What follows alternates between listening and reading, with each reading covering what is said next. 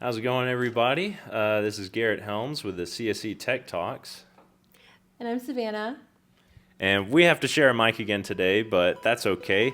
Today we have a very special guest with us, Brother Christensen. How are you doing, man? Doing well.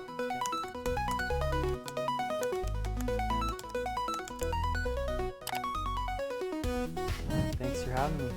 Hey, it's a pleasure. It's a pleasure.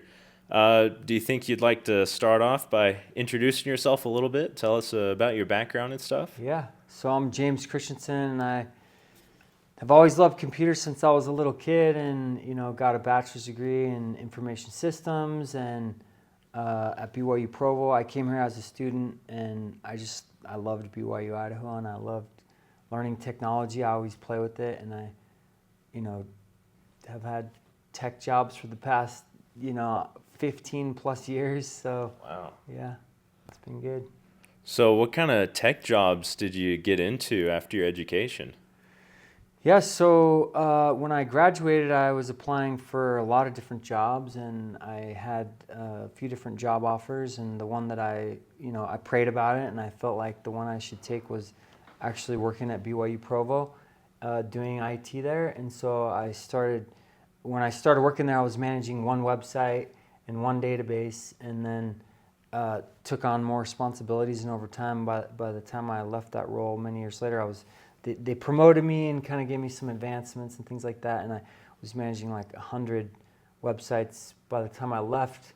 And so I would always just try to exceed others' expectations and do whatever needed to be done. And if I saw a hole or a gap that needed to be filled, then I just try to build it, And so that was a great opportunity. And before I came here, I was a senior developer also at BYU Provo in the Center for Teaching and Learning.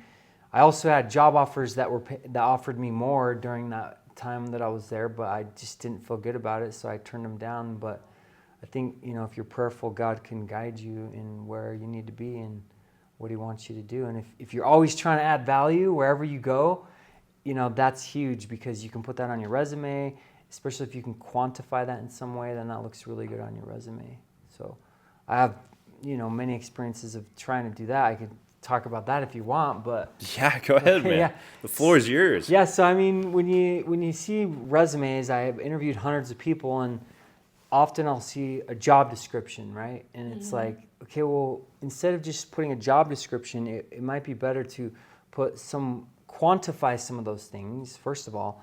But second of all, you want to make sure that you show how you added value, right? Because when you're looking at 100 stack of resumes, and everyone, if they worked at the same place, it's like, I already know that you did X at that job, right? It's like, well, what did you do that you brought to the table that nobody else brought to the table, right? And so if you can do that, and then also quantify, I like to try to quantify 3 things if possible on each bullet point in my resume, which would be, how many people did you impact?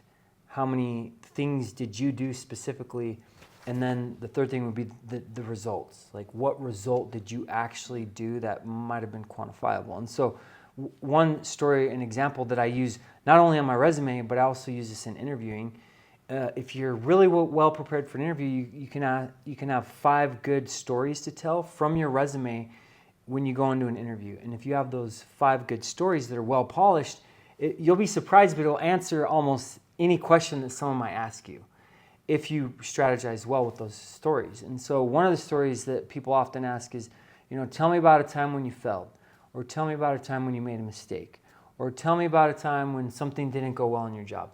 Those are common questions that people ask all the time in interviews. And so if you have a really good story that nails all of those, then that's the one you want on your resume that's quantifiable, showing results if possible. Put that on your resume. And so for example, I have one on my resume. I should have brought it. I didn't bring it, but it says something about, I have to think the wording, but basically improve security of 100 plus websites by finding over 150 vulnerabilities and reducing attack vectors by X percent because of something that I did. And so this was actually a job that I had right before I came here. When I first got that job, in the interview process, they asked me one of those questions, right? And so I told them the story, and I said, Well, what happened is when I first got hired right out of college, when I had the one website, right, that I was in charge of, it got hacked like the second day I was there.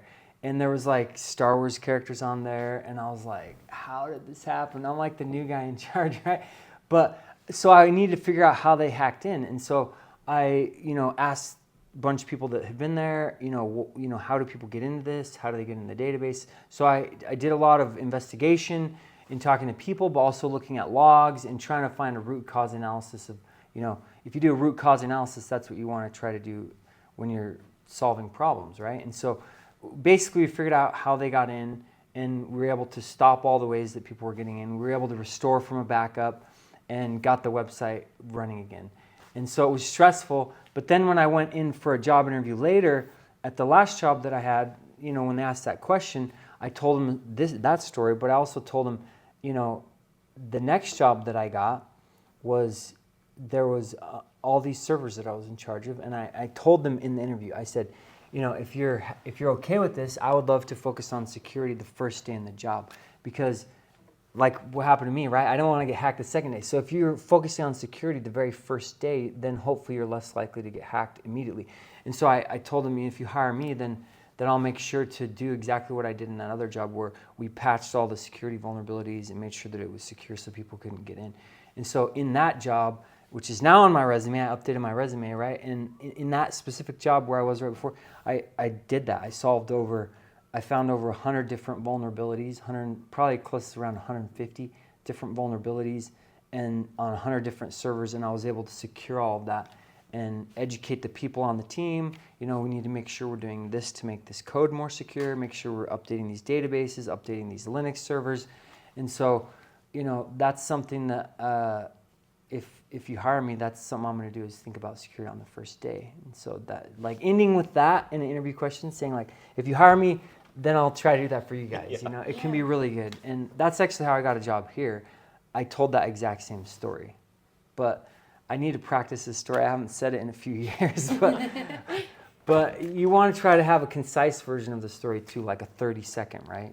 Mm-hmm. And another question they commonly ask you is, can you walk me through your resume? And if that bullet point's on your resume of that story, then you could tell that story if you want to in that moment. And then when they go back to their office to say, who should we hire, they're going to remember the story. Like if you go to general conference, people remember stories, right? It's like, what did they talk about? Oh, they told this cool story. And if you tell cool stories in your interview, they're going to be more likely to remember you, especially if it's result oriented and with quantifiable details. Wow, that was amazing. I liked how you took a strength that you had from the get-go, which was, for you, was kind of solving security vulnerabilities. It started out as a weakness for your first job, right? But you doubled down on it, you made it a strength, and then you built on it on each successive job, and it helped create opportunities for you. I really like that. Yeah, thanks. So in that journey, you're doing this stuff for your resume. I'm kind of curious. So you mentioned kind of about your educational background. When did you really start learning about security, when in relation with like databases, in relation with like building websites and stuff? Yes. So when I got that first job out of college, it's like being hit over the head, right? It's like we got hacked. And so that was my new focus. Like I need to always make sure things are very secure, because nobody wants to get hacked. And then I had another person that reached out to me and said that their website had got hacked, and they wanted to hire me to do some consulting to try to figure it out, why they got hacked and prevent them from getting hacked, which I was able to do. And, that ever since then, I've just always really been focused on security, because nobody wants to be hacked. It just looks really bad on your stuff if it doesn't. If you've got Star Wars characters on there, right? Yeah. It's not good. Well, in relation to that, would you recommend students here take security classes because of that experience you had? Yeah, I would recommend taking the cybersecurity classes we have. And if for some reason you graduate and you don't, then I would try to learn as much as you can about it, because I do consulting on nights and weekends still. And, I've done that for 15 years as well. Now it's probably 17 years. But anyway, in the consulting, that's something that I'm commonly seeing too, is not only are there vulnerabilities in like your system or your operating systems, or some old library that needs to be patched, or some code that you pulled in from somewhere, but in addition to that, there's also code that has vulnerabilities in it. And so you need to just be making sure you're protecting. And there's a lot of tools and a lot of skills you can get out there, but I think just learning as much as you can about cybersecurity is really valuable, especially nowadays where you hear about all the hacks that are happening. True. So based on all your consulting and you seeing like trends, do you see like common mistakes that people make in their coding? And like, what are some tips that you would give to people who maybe aren't taking security, but things that they could be mindful of when they are programming?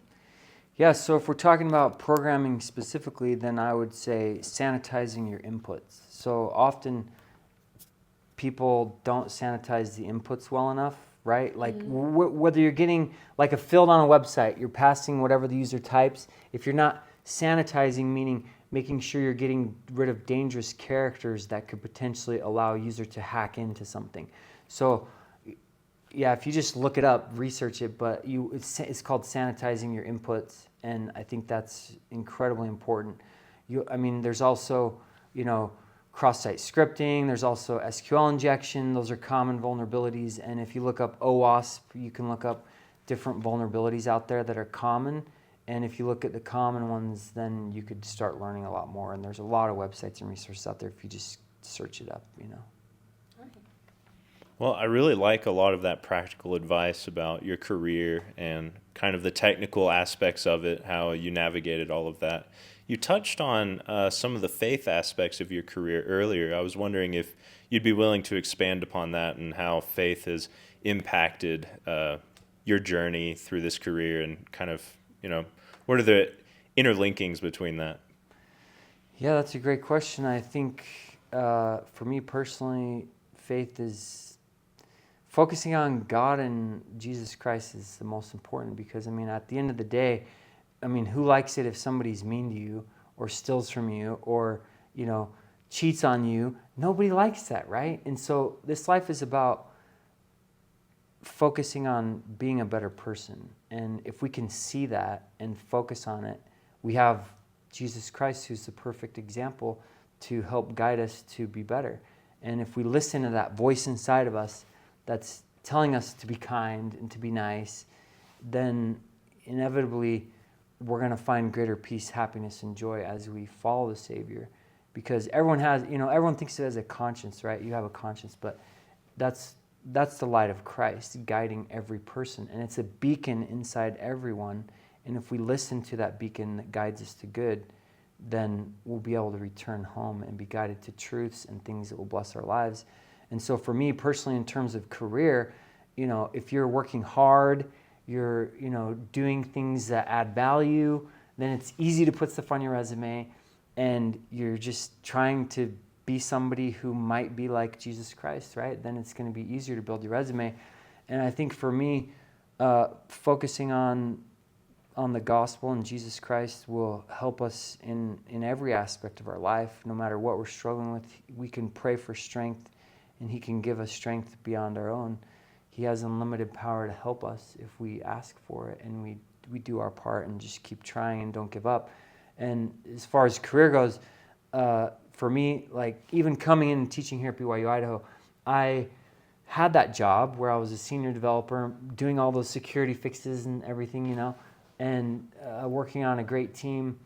And I loved where I worked, but God was calling me somewhere else. And so I really felt like I was supposed to come here to BYU Idaho, and we sold our house and we moved up here even though we didn't have a job here yet.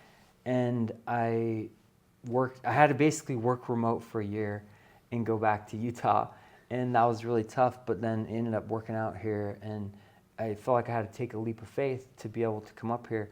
And sometimes that's what you got to do. You got to take those leaps of faith, and if you feel something deep inside of you, like guiding you to something, you need to listen to that voice, because it's usually God guiding you to what I would call the promised land, Yeah. So I love it here, and I'm grateful that I listen to that voice, Well, we love having you here, man, and we're grateful that you took a little bit of your time. I know you're a busy man, but we're grateful that you took time to come down here, do an interview with us. I thought it was really good. I appreciate it, man.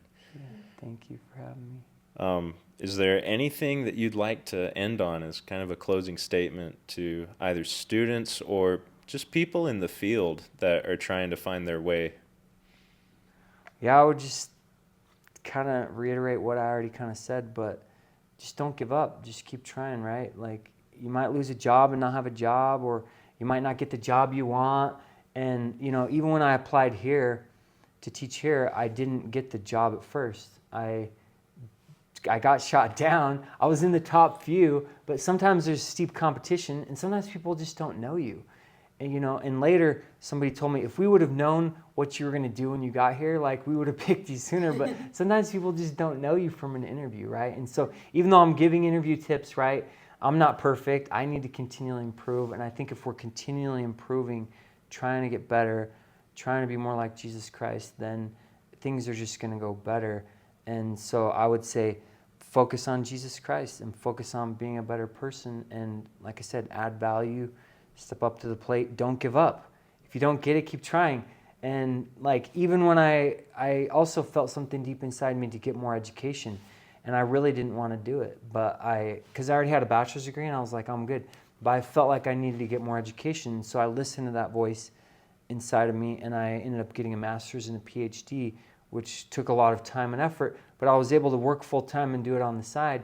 And it wasn't easy, but it was worth it, and I'm grateful that I did it. And when I applied to get into the PhD program, I didn't know if I'd be able to pass the entrance exams to get into the master's and PhD. But as I studied a lot, I realized, you know, it's just practice. Like, if you want to do well on an entrance exam to get into graduate school or medical school or whatever your passions are, like, just keep trying and don't give up. And if you practice enough, you're going to get better at it. And so I would just say, just keep getting up, don't give up. Whatever you're struggling with whether it's a job, getting into a program, or a sin, or something that you're just trying to get over, like, just keep trying and don't give up. And if you focus on Jesus Christ and God, He's going to help you, and it's going to work out. And He's going to guide you to know where to go, where to look. And so I ended up doing the master's and PhD, and now I'm here, and I got rejected actually a couple times in the PhD program. They didn't let me in, and it was steep competition that year. And I talked to someone, they're like, yeah, it was just really steep competition. They're like, just keep trying. And so I would say, just keep trying and don't give up, and God can help you. And don't take no, right? Like, I got told no to work here. I got told no to the PhD. I had to apply multiple times for that and this, and now I'm so grateful that I didn't give up. So just don't give up and focus on God, and it's going to work out. Kind of like failure is part of the path to success.